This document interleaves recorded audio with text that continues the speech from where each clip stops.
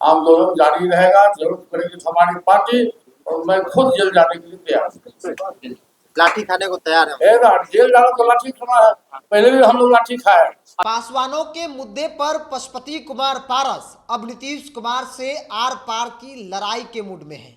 पशुपति कुमार पारस ने ऐलान कर दिया कि चाहे परिणाम जो हो, लाठी खाना पड़े, जेल जाना पड़े, लेकिन जो पासवानों की मांग है, चौकीदार दफादारों की मांग है, उन मांगों पर सरकार को मुहर लगानी पड़ेगी। सरकार अगर उनकी भावनाओं को नहीं समझती है तो फिर न सिर्फ आंदोलन होगा बल्कि अब आर पार की लड़ाई होगी। नमस्कार, द इंडिया टॉप देख रहे हैं, मैं हूं आपके साथ बिरजू सिंह। पासवान चौकीदार दफादार पटना की सड़कों पर लाठी खाएं, धरना स्थल पर अनशन पर बैठे। एनडीए के नेता, खासतौर पर चिराग पासवान की पार्टी के नेता, चिराग पासवान के जीजा जो सांसद है जमुई से, वो जाते हैं जूस पिलाकर चौकीदारों का, दफादारों का अनशन तुड़वा देते हैं और ये कहते हैं कि हम नीतीश कुमार से बातचीत करेंगे। अनशन खत्म हुए, या फिर यूं कहें कि अनशन खत्म करवाए हुए महीनों हो गए। मानो चौकीदारों का जो मामला है वो ठंडे बस्ते में डाल दिया गया। क्योंकि जब बिहार के पासवान, चूंकि आमतौर पे चौकीदार में अगर आप जाएंगे, दफेदार में जाएंगे, तो नंबर ऑफ संख्या मास लेवल पर सबसे अधिक पासवानों की भागीदारी है और पासवानों की पुश्तैनी काम भी बताई जाती है। जब लोग धरने पर बैठे थे तो चिराग पासवान की किरकिरी हो रही थी, क्योंकि चिराग पासवान केंद्रीय मंत्री हैं, बिहार में एनडीए की सरकार है, केंद्र में एनडीए की सरकार है, बावजूद भी पासवानों की मांग को पूरी नहीं किया जा रहा है। चिराग की किरकिरी हो रही थी, तभी चिराग पासवान ने अपने सांसद जीजा जी को धरना स्थल पर भेजते हैं और जो मांग थी उन लोगों की कि भाई आश्रितों की बहाली हो, उस पर हामी भरते हैं और कहते हैं कि हम नीतीश कुमार से बातचीत करेंगे। हालांकि चिराग पासवान नीतीश कुमार से बातचीत करके चाचा को बेघर तो करवा दिए, लेकिन जो पासवानों की मांग थी उसे अब तक पूरी नहीं करवाया है। और इसीलिए बिहार के जो चौकीदार हैं, दफादार हैं, एक बार फिर से सड़क पर उतरेंगे। पशुपति कुमार पारस जो एनडीए के सहयोगी दल भी हैं, केंद्रीय मंत्री रह चुके हैं, उन्होंने खुले तौर पर ऐलान कर दिया कि चाहे कुछ भी हो, अब आर पार की लड़ाई होगी। आंदोलन करेंगे, लाठी खाएंगे, जेल जाएंगे, लेकिन पासवानों को हक दिलाएंगे। चूंकि पासवानों के आश्रितों को, माफ कीजिएगा, जो चौकीदार के आश्रित है, उनको नौकरी मिलनी चाहिए। ये कोई तारीख है, चूंकि एक लंबे समय से पासवान दफादार आंदोलन कर रहे हैं, धरना पर भी थे, लाठियां भी चली। देखिए, ये पूरे बिहार का इशू है और बहुत ही जबरदस्त इशू है, भूखमरी का सवाल है। मैं तो आपको ये कहूँगा आपके माध्यम से कि ये मौलिक अधिकार का हनन है। बिहार सरकार ने पासवान समाज के लोगों के साथ में मौलिक अधिकार का हनन किया। ये हमारा मौलिक अधिकार है। हजारों वर्ष से हमारी जाति के लोग, पासवान समाज के लोग, चौकीदार, दफादार, रखवारी, गाँव में रखवारी भी आज भी लोग करता है। मैंने कहा कि हमारे चाचा जी भी रखवार थे मेरे गाँव में। तो इस ढंग से पासवान समाज के लोगों के साथ ये अन्याय करना बिहार सरकार पूरा विचार करे और पासवान समाज में जो भी चौकीदार की बहाली हो उसी समाज के लोगों के द्वारा किया जाए। इंडिया सरकार के विरोध में उतरेंगे आप? जेल जाइएगा? निश्चित जरूरत पड़ेगी तो मैं निश्चित रूप से हमारे दलित सेना के बैनर की तरह, हमारे दलित सेना के प्रदेश अध्यक्ष हैं ताहाजी, बगल में महासचिव हैं मीनू जी, और हमारे पार्टी के प्रधान महासचिव श्री केशव सिंह जी, सभी लोगों की राय है, सभी लोगों का फैसला हुआ है कि जब तक चौकीदार समाज को पुनर्विचार नहीं करती है बिहार सरकार, तब तक हम लोग का धरना आंदोलन जारी रहेगा। जरूरत पड़ेगी तो हमारी पार्टी और मैं खुद जेल जाने के लिए तैयार हूँ। लाठी खाने को तैयार है। जेल जाना तो लाठी खाना है, पहले भी हम लोग लाठी खाए। अभी ये कोई नई बात नहीं है। आज से 10 वर्ष पहले भी हम लोग लाठी खाए, जिसमें मेरा हाथ टूटा हुआ है, हॉस्पिटलाइज हुए थे। इसलिए हम अपने समाज के लिए, अपने जात के लिए, शोषित पीड़ित दलित के लिए लाठी खाना हो, जेल जाना हो, भूखे रहना हो, हम स्वीकार करते हैं। बीपीएससी के छात्रों पे, अभ्यर्थियों पे भी लाठीचार्ज हुआ है। बीपीएससी के अभ्यर्थियों पर अभी लाठीचार्ज बिहार सरकार के द्वारा रोज लाठीचार्ज हो रहा है। आज तक बिहार में जितने भी आंदोलन हुआ है, जितना भी धरना प्रदर्शन हुआ है, किसी की इच्छा की पूर्ति नहीं हुई। चल 25 की रणनीति क्या होगी? 25 में क्या रणनीति होगी कि पार्टी ने अपना फैसला लिया? देखिए, हमारा संगठन, हमारी पार्टी आज से एक सप्ताह पहले हम लोगों ने मीटिंग बुलाई थी।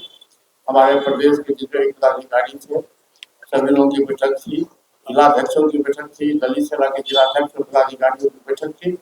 उसमें ये तय हुआ कि 243 सीट पर हम अपने पार्टी के संगठन को मजबूत करें और समय जब आएगा हम अपनी पार्टी के संगठन को मजबूत करेंगे और भविष्य में जब 2025 में जब चुनाव की बारी आएगी उस समय यदि सम्मानजनक समझौता हुआ तो हम समझौता करेंगे, नहीं तो हम 243 सीट पर अपनी तैयारी हमारी कायम है। किसी से महाराज जी, समझौता बार करें? बार पूछा जा रहा है कि आप एनडीए के हिस्सा हैं या नहीं है, बार बार आपके एनडीए में होने की सवाल खड़ा किया जा रहा है। मैं मुझसे पूछिएगा तो मैं अभी तक एनडीए में हूँ, जब तक विधिवत हमारी पार्टी का घोषणा नहीं होता मगर उधर से कोई तब तक मैं हूँ। लेकिन हमारे इसी महीने के अंत में हम कार्य समिति की बैठक बुलाएंगे और हमारे national parliament central parliamentary board के अध्यक्ष हैं आदरणीय श्री सूरजभान सिंह जी, उनके नेतृत्व में बैठक बुलाया जाएगा। कार्य समिति की बैठक मेरे नेतृत्व में होगा और सूरजभान सिंह जी के नेतृत्व में पार्लियामेंट्री बोर्ड की बैठक होगी और उसमें हम लोग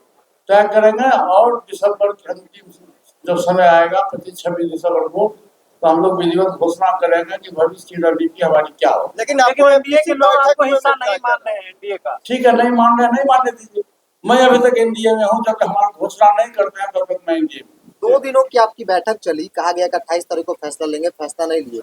चर्चा है नहीं, कि आपकी फैसला भाजपा के इसलिए बड़े नहीं नेताओं से आपकी बातचीत हुई है, क्या वाकई में बातचीत नहीं, हुई कुछ आश्वासन मिला है भाजपा की तरफ से? इसलिए नहीं दिया गया कि उस दिन हम लोग आदमगढ़ मूर्ति में परेशान थे, पासवान जी और पासवान जी की मूर्ति आप गए ही, अब देखे ही कितनी परेशानी हो रही थी और सभी हमारे सेंट्रल के जो बेरल है, सेंट्रल पदाधिकारी हैं, सबकी उपस्थिति नहीं हुई, इसलिए हम लोग फैसला नहीं कर सके। हम 15-20 दिन के अंदर में कार्य समिति की बैठक बुला करके सूरजभान जी के नेतृत्व में पार्लियामेंट्री बोर्ड की बैठक बुला करके फैसला करके आप लोगों को विधिवत अवगत कराओ। कुछ खबरें आई है कि भाजपा की तरफ से आश्वासन मिला है कुछ ऐसा? नहीं, ऐसी कोई बात नहीं है, ये इसी के बात, ये सब अफवाह है, ये सब अफवाह है। अंग्रेजों के जमाने से जो नियम कानून है वो अब तक चलता आया है, लेकिन नीतीश कुमार की सरकार जो दलित विरोधी हो गई है, दलितों पर अत्याचार कर रही है, खास तौर पे पासवानों पर अत्याचार कर रही है, अब हम लोग सहने वाले नहीं है।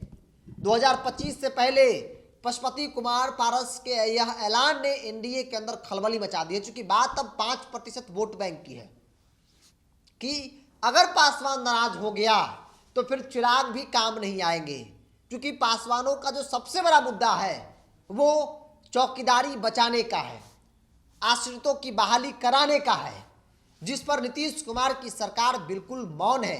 नीतीश कुमार ने साफ तौर पे कह दिया कि भाई अब आश्रितों की बहाली नहीं होगी और इस फैसले से नाराज बिहार के पासवान, चौकीदार, दफेदार सड़कों पर उतरकर आंदोलन किए, पटना की सड़कों पर लाठी खाए।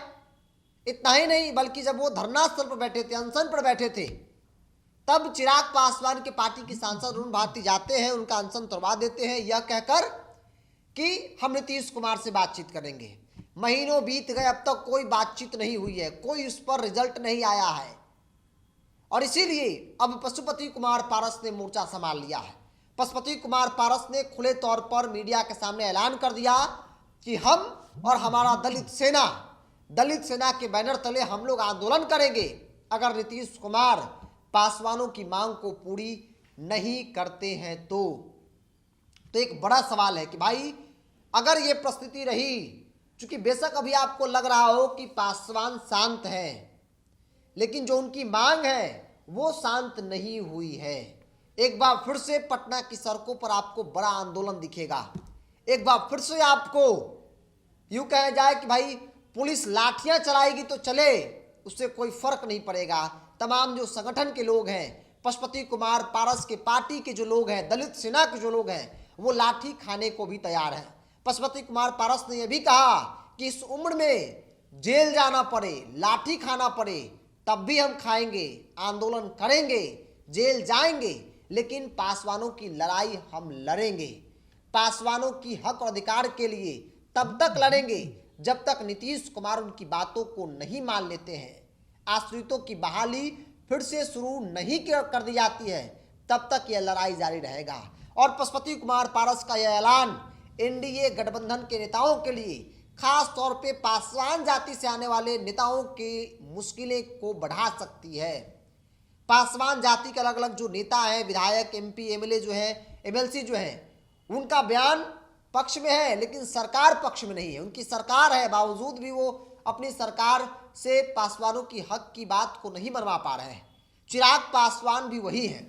चिराग केंद्रीय मंत्री है, नीतीश कुमार से उनकी खूब बनती है, नीतीश कुमार से हर दूसरे तीसरे दिन की मुलाकात होती है। लेकिन क्या चिराग पासवान पासवानों की मुद्दों की बात नीतीश कुमार से नहीं कर सकते हैं? क्या चिराग पासवान सिर्फ चाचा को घर खाली कराने के लिए, चाचा को बेटिकट करने के लिए नीतीश कुमार से मुलाकात करते हैं? पासवानों का मुद्दा कोई मुद्दा नहीं है और आमतौर पर इसकी चर्चा ग्राउंड पर भी हो रही है। लोग कह रहे हैं कि जैसा चिराग को लग रहा है वैसा है नहीं। चिराग पासवान के लिए बिहार के पासवान, चौकीदार, दफेदार एक बड़ा संकट बनेंगे। 25 का चुनाव सामने है। ऐसे में अगर बिहार की सरकार, एनडीए की सरकार चौकीदार, दफेदार की मांग को नहीं मांगती है तो फिर 2025 उनके लिए एक बड़ा संकट होगा। पशुपति कुमार पारस ने ऐलान कर दिया कि दलित सेना के बैनर तले सड़क पर उतरेंगे, लाठी खाएंगे, आंदोलन करेंगे, जेल जाना पड़े तो जेल भी जाएंगे, लेकिन पासवानों के हक और अधिकार के लिए लड़ाई लड़ेंगे। तब तक लड़ेंगे जब तक चौकीदार, दफेदारों की जो मांग है, आश्रितों की बहाली, वो पूरी नहीं हो जाती है। बहरहाल अब देखने वाली बात होगी कि पशुपति कुमार पारस के ऐलान के बाद एनडीए के नेताओं का रिएक्शन क्या है। चिराग पासवान क्या सोचते हैं? वो चिराग जो समर्थन में है, मौखिक, चूंकि नीतीश कुमार से उनकी कई राउंड की बातचीत हुई, वो अलग बात है कि उस बातचीत में पासवानों का मुद्दा नहीं था, वो बातचीत में चौकीदार, दफेदारों का मुद्दा नहीं था, लेकिन उनकी मुलाकात होती रही। बावजूद भी पासवानों की जो हक है उसे छीना जा रहा है, ऐसी चर्चा ग्राउंड पर होनी शुरू हो गई है और ये चर्चा 25 में एक बड़ा संकट भी बन सकता है। बहरहाल इस पूरी रिपोर्ट में इतना ही। आप क्या सोचते हैं पशुपति कुमार पारस के ऐलान को लेकर, चौकीदार, दफेदार के मांग को लेकर?